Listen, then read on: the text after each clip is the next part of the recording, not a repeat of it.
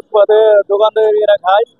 কিছু লোক চেরাগালি যে ব্রিজের নিচে কিছু লোক হঠাৎ করে চাঁদা ব্যস্ত রাখারে আমার আজকে থেকে দোকানদারি কার পারমিশন দিছো, আজকে থেকে আমাদের চাঁদা দিতে হবে।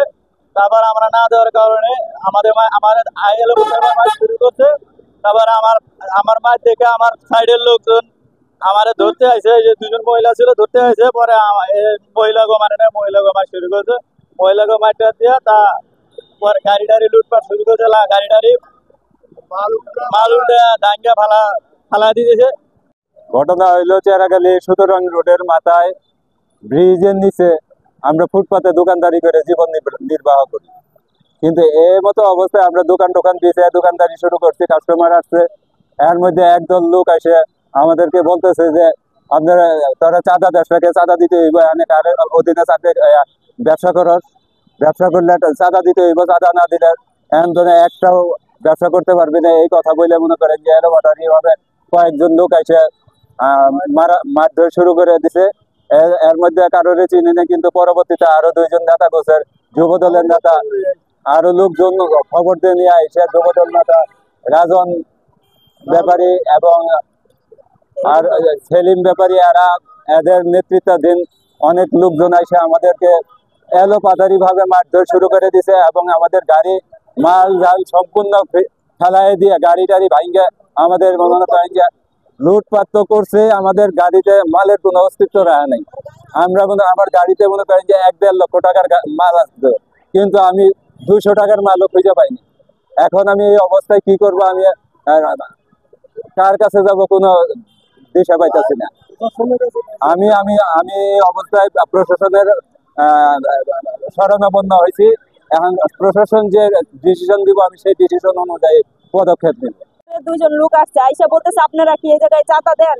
বলছি না, আমরা চাঁদা দিয়ে ব্যবসা করি না। বলছি কি এই জায়গায় বসলে চাঁদা দিতে হবে। আমরা বলছি চাঁদা দিতে পারবো না। এই কথা বলার পরে ওরা অনেক গ্যাঞ্জাম শুরু করছে। তারপরে বলছে এই জায়গায় ব্যবসা করলে চাঁদা দিতে হবে, এইসব বললা তারপরে ভ্যান গাড়ি সব উল্টে ফেলাই দিচ্ছে। আর মালটাল মনে করেন গ্যাঞ্জাম কইরা আর আমাদের গায়ে হাত তুলতে চাইছে। পরে অনেক আন্দোলন করছে, করার পরে ভ্যান গাড়ি উল্টে ফেলাই দিয়ে মালটাল সব নিয়ে গেছে।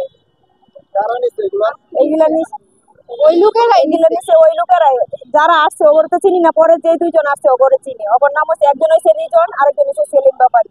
ওরা এসে অনেক হামলা দিছে, সবারটা থেকে ফেলাইছে। কিন্তু কারটা আনুমানিক কার কেমনে বলবো আমি, সবারটাই ফেলাইছে।